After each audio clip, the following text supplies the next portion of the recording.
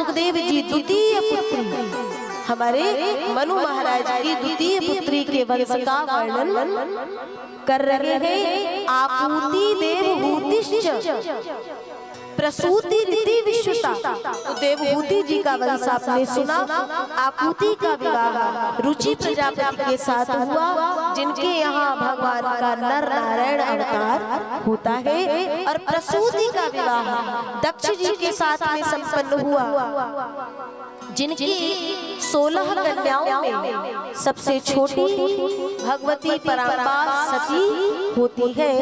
और सती जी का विवाह भगवान भोलेनाथ से हुआ है।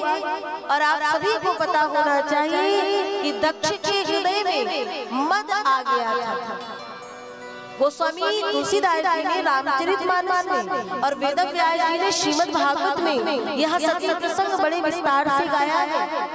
दक्ष को सभी प्रकार से योग्य देख करके ब्रह्मा जी ने प्रजापतियों का स्वामी बना दिया। तो दक्ष जी को अपने मन में बड़ा अभिमान हो गया। यज्ञ कराए, सबको न्योता दिया, लेकिन अपने जमाई भोलेनाथ को नहीं बुलाया।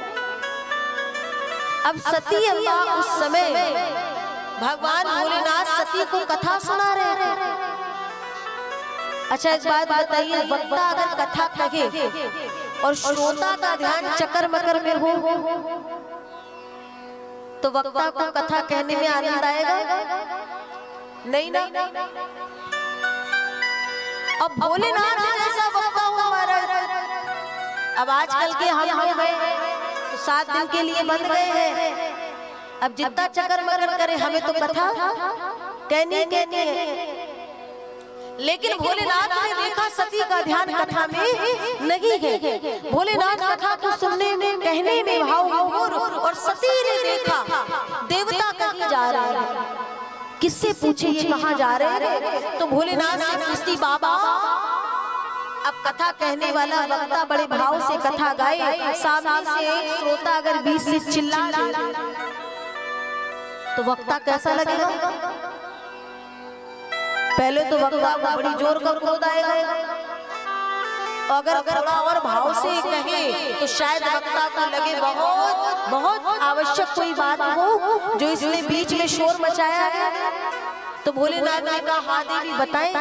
देवी ने कहा ये देवता कहाँ जा रहे हैं, मेरे मन में ऐसा प्रश्न आ रहा है।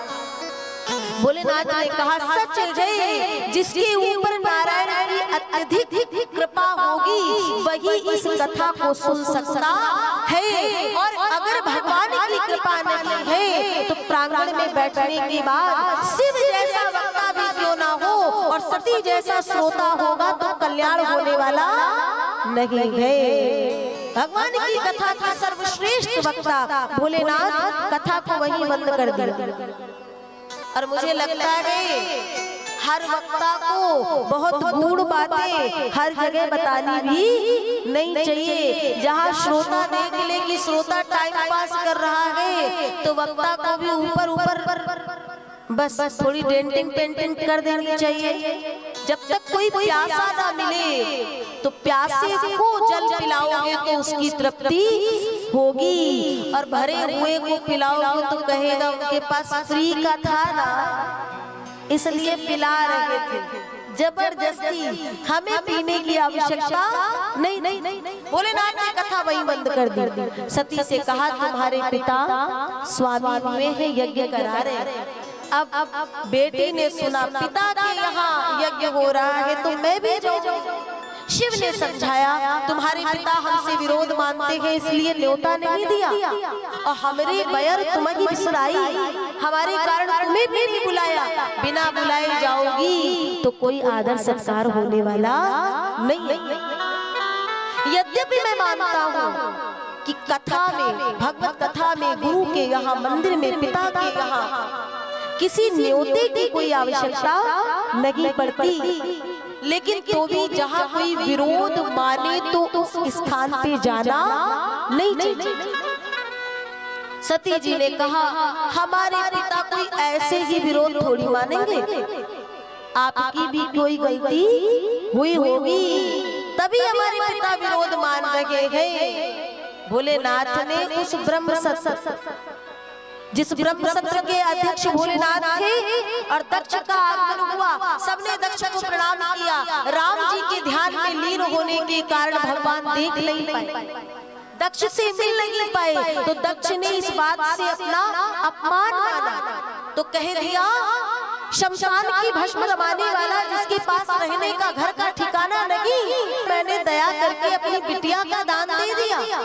और आज देखो तो जरा इनके भाव ऐसे सातवें आसमान पे कि सबने प्रणाम किया, लेकिन शिव ने मेरी ओर देखा तक नहीं। आज से मेरा शिव से कोई नाता नहीं है, और शिव के चलते मैंने सती को भी विसार दिया। अब शिव जी ने कहा, कहो सती, क्या यहाँ मेरी कोई गलती है? इसलिए मान जाओ तुम्हारे पिता के मन में अभिमान भर गया है, और ऐसे अभिमानी पिता के गृह में जाऊंगी तो मैं नहीं चाहता कि तुम्हारा अपमान हो। नहीं मानी, कहने के बाद भी नहीं मानी, तो शिव ने दिए मुख्य गण संग तब विदा कीन त्रिपुरारी जाओ।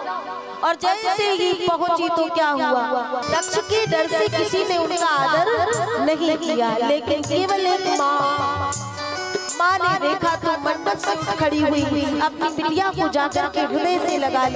बहनें हंसी कर देखो तो जरा बिना बुलाए चली आई, लेकिन सती को लगा मेरा अपमान हुआ, लेकिन मुझे विश्वास है भोलेनाथ का अपमान नहीं हुआ होगा। यज्ञ मंडप में जाकर के देखी सबका भाग है, लेकिन कतहु नदी सम्मुख कर भागा, तो समस्त सभा को झिड़क करके कहती है, जिस किसी ने भी शिव निंदा कही या सुनी। ध्यान रखना, भगवान भोलेनाथ विश्व गुरु है।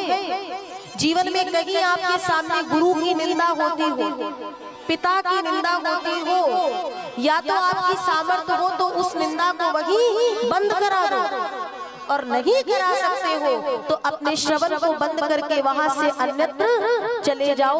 नहीं तो जितना पाप उस कहने वाले को लग रहा है, करने वाले को लग रहा है, उतना ही आपको भी लगेगा।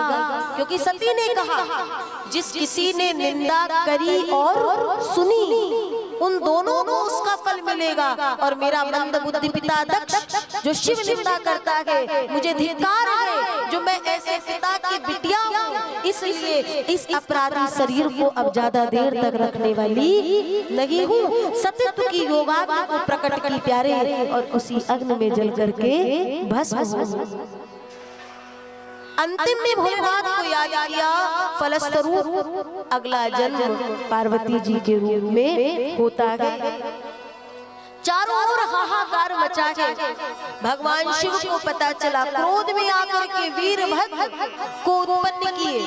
वीरभद्र ने तो आकर के 2 पल में मानो यज्ञ की भूमि को शमशान की भूमि में परिवर्तित कर दिया हो। और जिस मुख से दक्ष ने शिव निंदा की थी, वो पूरा का पूरा मस्तक ही धड़ से अलग कर दिया। बाद में भगवान विष्णु गए, शिव के क्रोध को शांत कराते हैं और लेकर के आए। यज्ञ को पूर्ण कराने के लिए कहते हैं। क्यों? क्योंकि कभी भी किसी यज्ञ को आधे अधूरे में छोड़ना नहीं चाहिए। बहुत पाप लगता है, फिर उस दोष से कोई बचाने वाला नहीं है। तो शिव यज्ञ को पूर्ण कराने आए हैं, लेकिन पूर्ण कराए कैसे? क्योंकि जजमान जी का धड़ अलग, मस्तक अलग। तब दक्ष जी के धड़ से एक मस्तक जोड़ा गया, और एक पशु का मस्तक है वो। और वो कौन सा पशु था? बकरा। बकरा जब बोलता है तब क्या बोलता है? क्या बोलता है? मैं करता है ना। तो भगवान ने कहा मैं का तात्पर्य क्या होता है? अभिमान। और भगवान कहते हैं आज के बाद दक्ष तू जब भी कहेगा मैं, तो तुझे याद आएगा तूने यही अभिमान किया था, जिसके कारण तेरी ये गति हुई। तो तू मुख से तो मैं बोलेगा, लेकिन अंतर में कभी मैं को आने नहीं देगा। यज्ञ को पूर्ण कराए। दक्ष ने क्षमा याचना की,